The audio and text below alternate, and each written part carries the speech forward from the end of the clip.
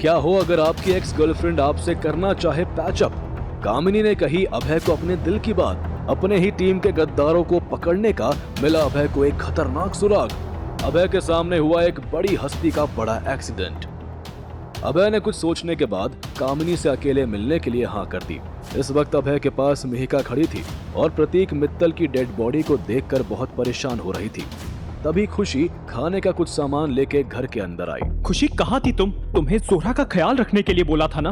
वो ही कर रही हूँ। मिहिका दी की दवाइयाँ और बेस्वाद दलिया खा खा के पक गई थी जोहरा, तो मैं उसके लिए एक चाइनीज लेकर आई। देख लो मिहिका, प्रतीक मित्तल की लाश को देखना बंद भी करो, वरना उठ खड़ी हो जाएगी। डर लाश का नहीं, लाश के रिश्तेदारों का है। वो बदला लेने जरूर आएंगे।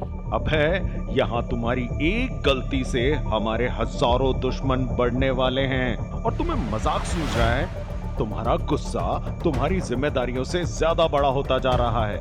कप्तान साहब का गुस्सा इतना खतरनाक था कि अभय अपने बचाव में कुछ नहीं बोल पाया। वो बस सर नीचे कर खड़ा रहा।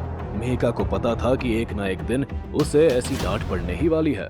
सॉरी कप्तान साहब, आगे से ऐसा नहीं होगा। कप्तान साहब अभय को शर्मिंदा देख थोड़े शांत हुए। कुछ देर बाद अभय कामिनी से मिलने लेगेसी रेस्टोरेंट पहुंच गया। जब उसने देखा कि कामिनी ने उनके लिए कपल सेक्शन में कॉर्नर टेबल बुक किया है तो उसे थोड़ा ऑकवर्डनेस महसूस हुआ। कामिनी उसे देखते ही उसे कस के गले लगाया। मुझे यकीन था तुम अपनी बेगुनाही जरूर साबित करोगे। थैंक यू कामिनी। अब बताओ, मुझे ऐसे अकेले क्यों बुलाया? तुम्हें याद है सालों पहले हमने कॉलेज के प्लेग्राउंड में एक दूसरे का साथ हमेशा निभाने का वादा किया था? हाँ याद है, कितने मासूम थे हम और अब सब कितना बदल गया है, नहीं?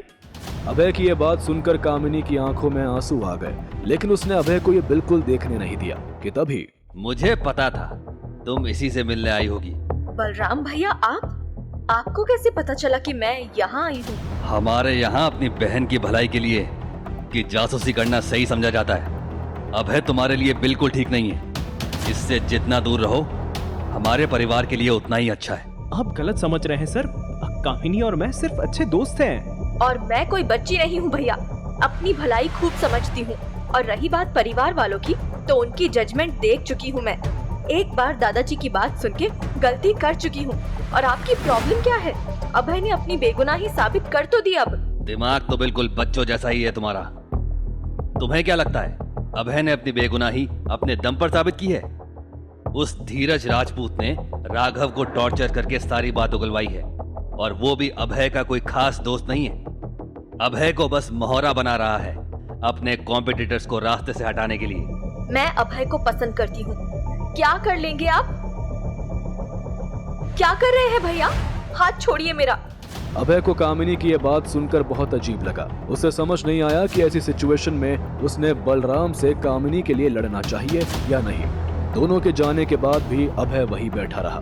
कुछ देर बाद पीछे के टेबल से उर्वशी की आवाज आई। कामिनी से ये मुलाकात काफी बुरी रही। उर्वशी, तुम हमेशा मेरा ही पीछा क्यों करती रहती हो? हमेशा नहीं, सिर्फ तब जब तुम्हारी याद आती है या तुम्हें एक इम्पोर्टेंट इन्फॉर्मेशन देनी होती है। अब सुनो। उर्वशी लपक कर अभय के टेबल पर आकर बैठी और अभय की प्लेट से खाना खाते हुए बोली। हरमीत भी मित्तल परिवार के साथ मिल चुका है और उसका भाई हर्षित लाला लोटस गैंग की एक नई टीम बना रहा है तुम्हारी टीम को मारने के लिए।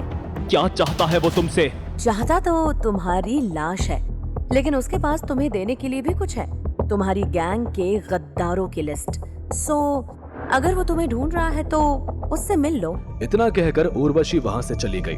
अभय उससे थोड़े और सवाल करना चाहता था, लेकिन तभी रेस्टोरेंट के बाहर एक जोरदार एक्सीडेंट हो गया। सबके साथ अभय भी बाहर देखने गया। वहाँ एक ऑडी और एक फरारी पूरी तरह टकराए थे।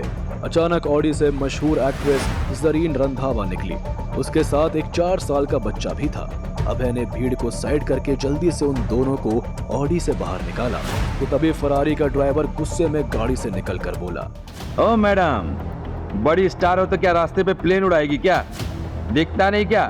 मेरी मेम साहब की गाड़ी ठोक दी, पैसे कौन देगा? सो सॉरी, मैं बस इस बच्चे को हॉस्पिटल ले जा रही थी। मैं सारी भरपाई कर दूंगी, लेकिन अभी मुझे जाने दीजिए प्लीज।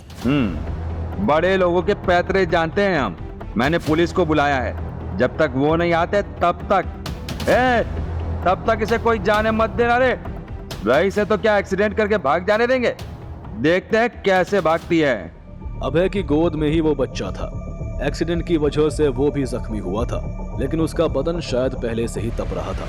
लेकिन जरीन की मदद करने के बजाय कुछ लोग सिर्फ अपना फोन निकालकर ये घटना शूट करने में लगे थे। तभी उस ड्राइवर की मेमसाब फरारी से निकली। ये लड़की यहाँ, इसे तो मैंने पहले भी देखा है। कौन थी वो जानी पहचानी लड़की? क्या अभय हर्षित लाला को ढूंढ पाएगा? क्या वो जरीन रंधावा की मदद कर पाएगा? जानने के लिए देखिए अगला एपिसोड सिर्फ पॉकेट एफएम के यूट्यूब चैनल पर। और बंदा ये बैडास है कि सारे एपिसोड्स को सुनने के लिए डिस्क्रिप्शन में दी हुई लिंक से डाउनलोड कीजिए पॉकेट एफएम ऐप।